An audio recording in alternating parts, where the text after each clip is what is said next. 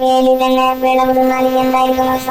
നമ്മുടെ കോഴിക്കോട് കോർപ്പറേഷൻ അഥവാ സാഹിത്യ നഗരം എന്ന നമ്മൾ ഇന്ത്യയിലെ ഏറ്റവും പ്രധാനപ്പെട്ട സാഹിത്യ നഗരം എന്ന് വിശേഷിപ്പിക്കപ്പെട്ട തരത്തിൽ ബഹുമതി നൽകിയ കോഴിക്കോട് നഗരം എന്നുള്ള ഒരു കാഴ്ചയാണ് കാണാൻ സാധിക്കുന്നത്.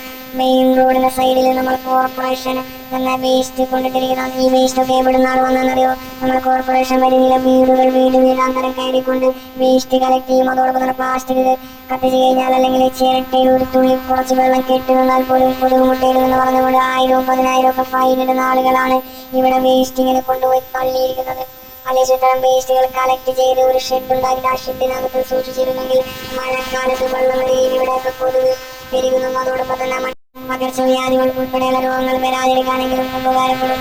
ഒരു വല്ലപ്പോഴും വന്ന് കളക്ട് ചെയ്യുന്ന ഒരു കാഴ്ചയാണ് നമുക്ക് കാണാൻ സാധിക്കുന്നത്. ഒരു സംവിധാനം ഇത്രയും പൈസ നമ്മളിൽ നിന്ന് ഈടാക്കിയിട്ട് ഒരു ഷെഡ് ഉണ്ടാക്കാനുള്ള സാമ്പത്തികം പോലും ഇവർക്ക് ഇല്ലേ എന്നാണ് എനിക്ക് മനസ്സിലാവാത്തത്. ഇഷ്ടപ്പെട്ടാൽ ഷെയർ ചെയ്യുക.